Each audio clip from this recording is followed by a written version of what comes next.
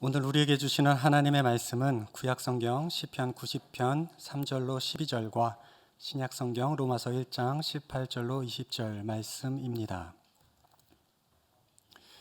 이제 제가 시편 90편 3절로 11절 말씀을 먼저 봉독하겠습니다. 주께서 사람을 티끌로 돌아가게 하시고 말씀하시기를 너희 인생들은 돌아가라 하셨사오니 주의 목전에는 천년이 지나간 어제 같으며 밤의 한순간 같을 뿐임이니이다. 주께서 그들을 홍수처럼 쓸어 가시나이다. 그들은 잠깐 자는 것 같으며 아침에 돋는 풀 같으니이다. 푸른 아침에 꽃이 피어 자라다가 저녁에는 시들어 마르나이다. 우리는 주의 노에 소멸되며 주의 분내심에 놀라나이다. 주께서 우리의 죄악을 주의 앞에 놓으시며 우리의 은밀한 죄를 주의 얼굴빛 가운데에 두셨사오니 우리의 모든 날이 주의 분노 중에 지나가며 우리의 평생이 순식간에 다하였나이다. 우리의 연수가 70이요 강건하면 80이라도 그 연수의 자랑은 수고와 슬픔뿐이요 신속히 가니 우리가 날아가나이다. 누가 주의 노여움의 능력을 알며 누가 주의 진노의 두려움을 알리이까. 우리에게 우리 날 계수함을 가르치사 지혜로운 마음을 얻게 하소서. 이어 로마서의 말씀입니다. 하나님의 진노가 불의로 진리를 막는 사람들의 모든 경건하지 않음과 불의에 대하여 하늘로부터 나타나나니 이는 하나님을 알만한 것이 그들 속에 보임이라. 하나님께서 이를 그들에게 보이셨느니라. 창세로부터 그의 보이지 아니하는 것들 곧 그의 영원하신 능력과 신성이 그가 만드신 만물에 분명히 보여 알려졌나니 그러므로 그들이 핑계하지 못할지니라. 아멘. 1961년도는 우리 인류의 역사상 매우 중요한 사건이 하나 일어나는 해입니다. 사람이 우주를 처음 이제 올라가는 해이지요.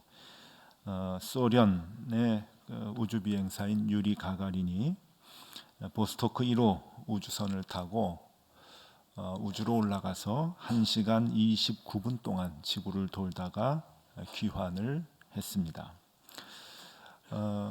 우주를 갔다가 온 사람들의 중요한 말들을 묶은 어록이 있는데 그 어록을 보면은 유리 가가린이 돌아오자마자 한 이야기가 있습니다.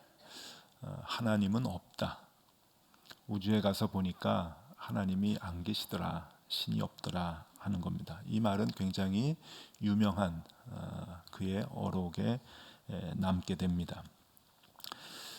그로부터 10년이 지난 1971년도에 미국의 제임스 어윈이라고 하는 우주 비행사가 아폴로 15호를 타고 달 표면에 갑니다. 이 사람은 달에서 제일 인류 최초로 월면차, 그러니까 자동차를 타고 스페이스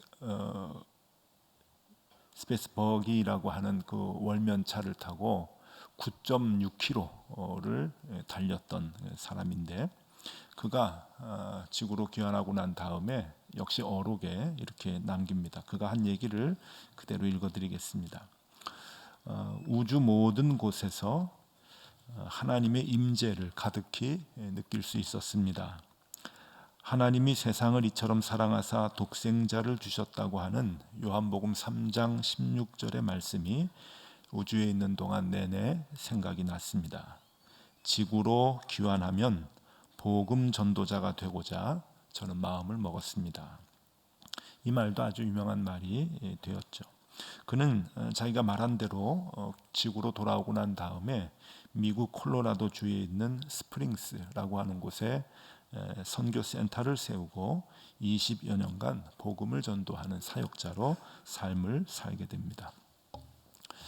우주에 올라가서 똑같이 푸르른 지구를 바라보면서 두 사람은 다른 생각을 합니다. 한 사람은 신은 없다, 어디에도 없다 그런 얘기를 하고 또 한 사람은 하나님이 세상을 이처럼 사랑하셨구나 하면서 하나님의 숨결을 느끼게 됩니다. 이게 무슨 차이일까 하는 겁니다. 성경은 우리에게 지식보다 지혜를 사모하라고 말합니다. 우리의 삶을 바르고 윤택하게 인도하는 것은 지식이 아니고 지혜다라고 얘기를 하고 있지요. 잠언 2장 20절의 말씀을 보면은 그것이 선명하게 나타납니다.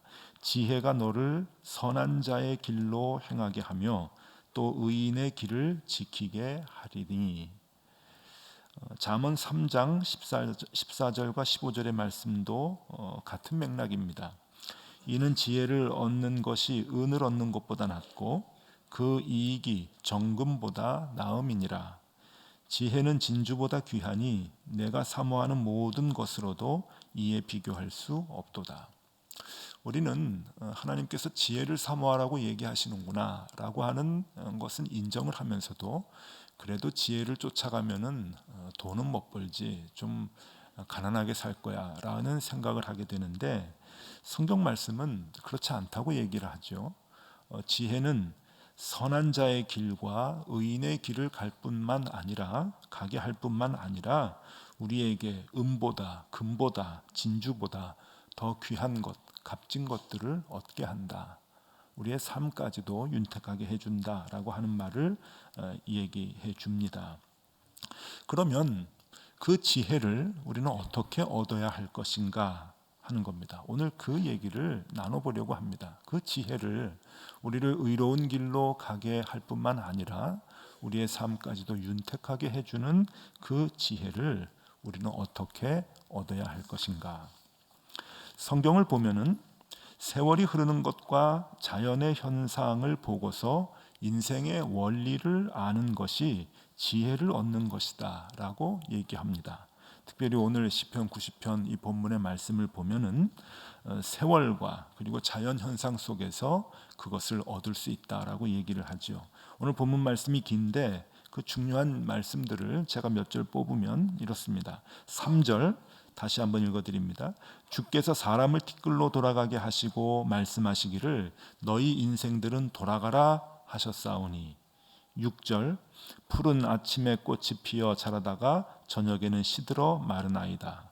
10절 우리의 연수가 70이요 강건하면 80이라도 그 연수의 자랑은 수고와 슬픔뿐이요 신속히 가니 우리가 날아가니이다. 12절 우리에게 우리 날 계수함을 가르치사 지혜로운 마음을 얻게 하소서. 그렇죠. 세월이 흐르는 것과 또 자연 현상 속에서 그 인생의 원리를 깨닫는 것, 이것은 지혜임이 분명합니다. 그래서 신약 성경의 로마서에서도 이 피조 세계, 즉 하나님이 창조하신 이 자연의 세계를 보면 그 지혜를 다 얻을 수 있고 볼 수 있다고 말합니다. 로마서 1장 20절의 말씀이 그것을 증명하지요.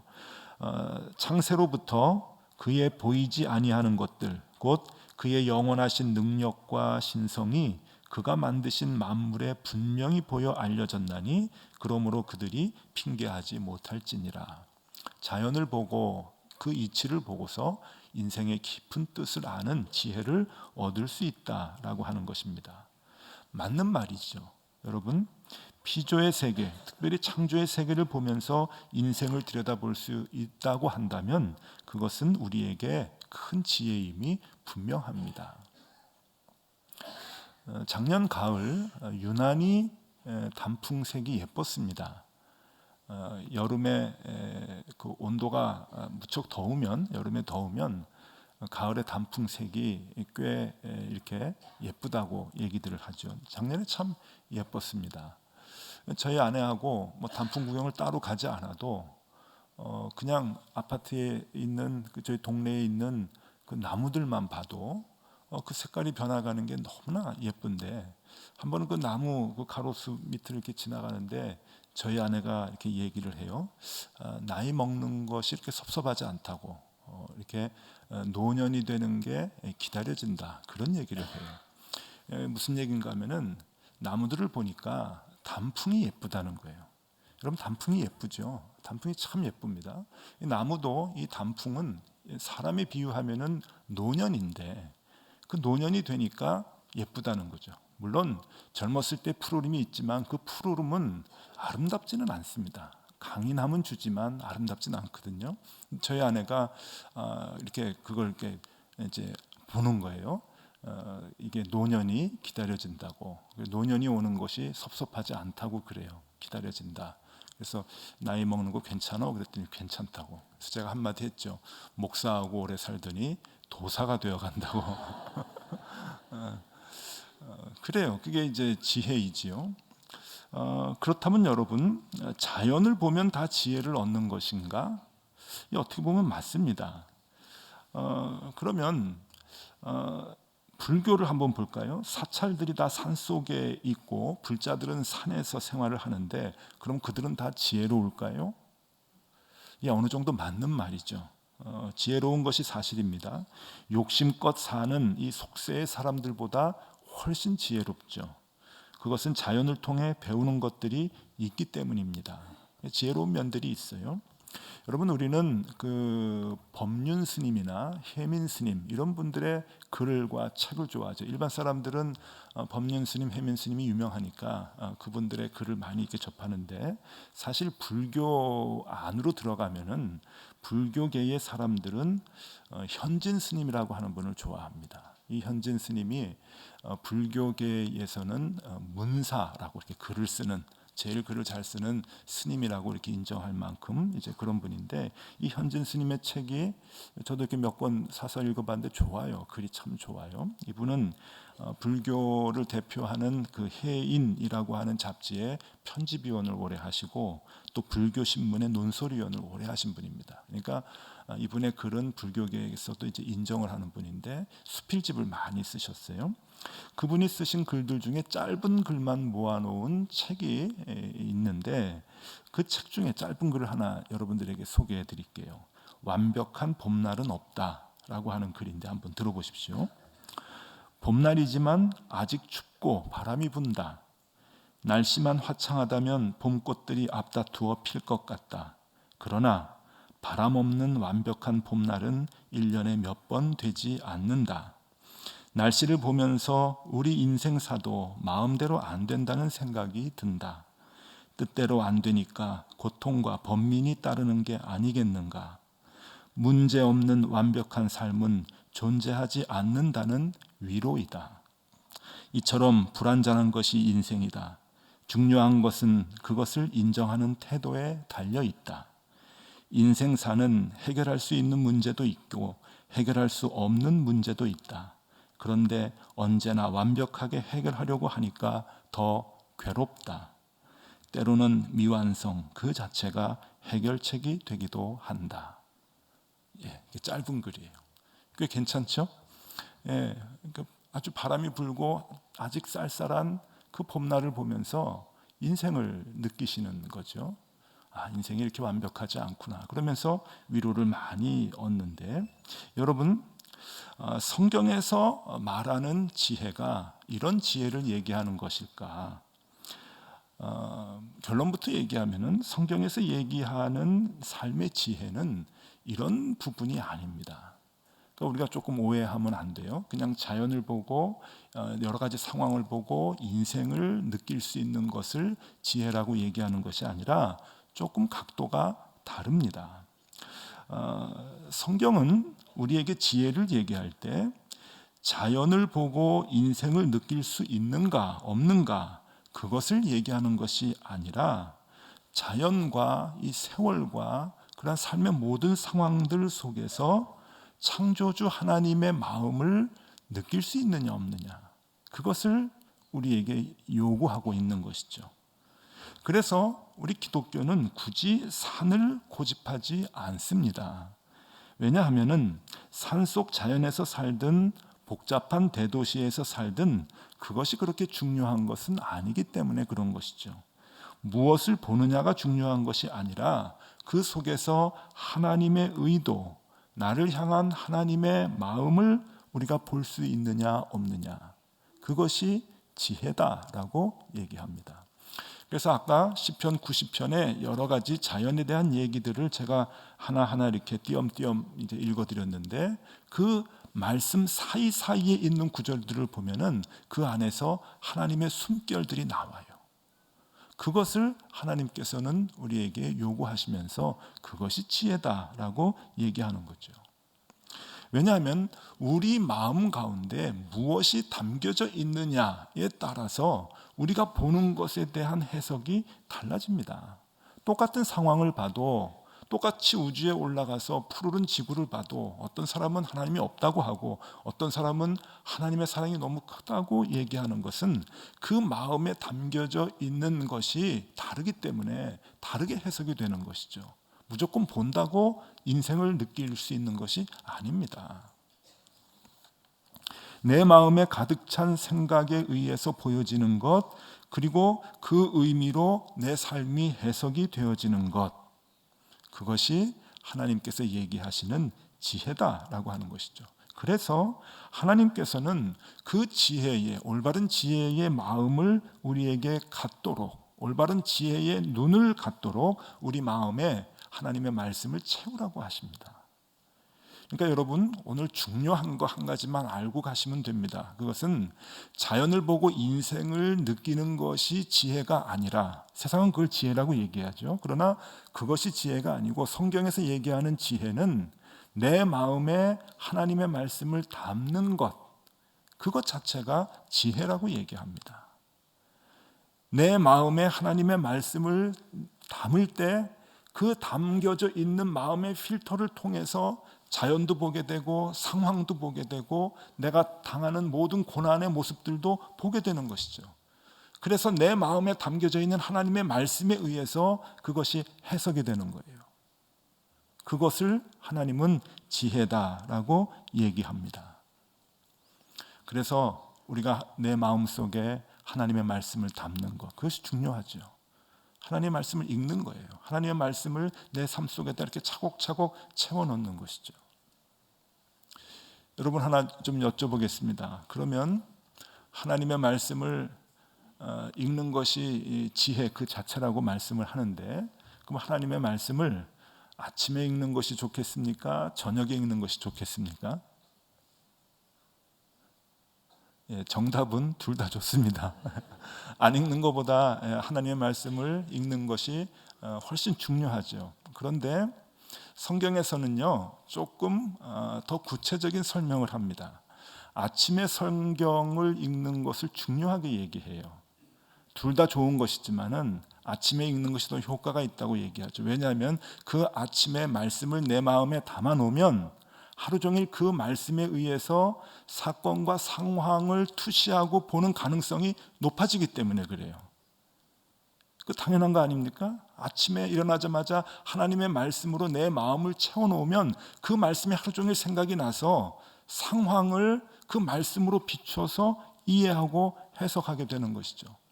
그래서 성경은 지혜를 얘기할 때 언제나 아침이라고 하는 단어하고 매칭을 시킵니다. 조금 잘 맞지 않은 단어 같아요. 지혜와 아침은. 그런데 성경은 지혜를 얘기할 때마다 아침이라고 하는 단어를 늘 같이 동반자격으로 쓰고 있습니다. 그래서 오늘 우리가 시편 90편 12절까지만 봤지만 그 뒤에 14절을 보면은 이렇게 나옵니다. 시편 90편 14절에 아침에 주의 인자하심이 우리를 만족하게 하사 우리를 일생 동안 즐겁고 기쁘게 하소서. 아침에 주의 말씀으로 내 마음을 채워 넣을 때 우리의 일생이 즐겁고 기쁘게 된다 하는 얘기죠. 하루를 인생으로도 볼 수 있고요. 또 그냥 하루 그 자체로도 볼 수가 있습니다. 아침마다 내 마음에 말씀을 채워 넣을 때, 또 내가 젊어서부터 말씀을 채워 넣을 때 그 말씀이 우리의 일생을 사는 동안 우리를 즐겁게 하고 기쁘게 한다. 뭐가 즐겁고 기쁠까요? 삶이 해석이 되니까 그런 것이죠. 고난과 어려움도 있을 수 있죠. 그러나 그 가운데서 하나님이 나에게 갖고 계시는 뜻과 하나님의 의도를 우리가 말씀 속에서 알게 되니까 기쁘게 되는 것이죠. 그리고 즐겁게 삶을 살아갈 수가 있는 것입니다. 여러분, 오늘 설교는 조금 짧습니다. 이게 전부입니다. 그런데 결코 가볍지 않습니다. 그냥 한 가지 기억하시고 돌아가시면 됩니다. 세상 사람들은 지혜라고 하는 것을 자연을 보고 인생의 이치를 깨달으면 그것이 지혜다라고 얘기하지만 성경은 그렇게 얘기하지 않습니다. 성경은 조금 차원이 다릅니다. 성경은 내 마음에 하나님의 말씀을 담는 것, 그것을 지혜라고 얘기합니다. 그래서 모든 상황과 사건, 자연을 보고서 나를 향한 하나님의 의도를 알게 되는 것, 그것을 지혜라고 얘기를 하죠. 저는 우리 높은 뜻 정의교회 모든 교우들이 지혜로운 삶을 살았으면 좋겠습니다. 그래서 열심히 말씀을 보세요. 하나님의 말씀을 보면은 그 말씀이 우리를 선한 길로, 의로운 자의 길로 늘 인도하고 은보다 금보다 진주보다 더 귀한 것들을 우리에게 주신다 했습니다. 약속입니다. 하나님이 반드시 우리를 그렇게 이끌어 주실 것이고 우리의 삶을 기쁨과 즐거움 속으로 안내해 주실 것입니다. 그 지혜로운 삶을 사는 저와 여러분들이 꼭 되실 수 있기를 바랍니다. 기도하겠습니다. 하나님 아버지, 우리의 마음에 하나님의 마음을 담게 하여 주시옵소서. 그 말씀으로 나를 보고, 그 말씀으로 내 일생을 보고, 그 말씀으로 교회를 들여다보고 세상을 볼 수 있게 하여 주시옵소서. 그것이 지혜임을 알게 하여 주옵소서. 그래서 우리의 일생이 늘 즐겁고 기쁘게 하여 주옵소서. 예수 그리스도의 이름으로 기도드리옵나이다. 아멘.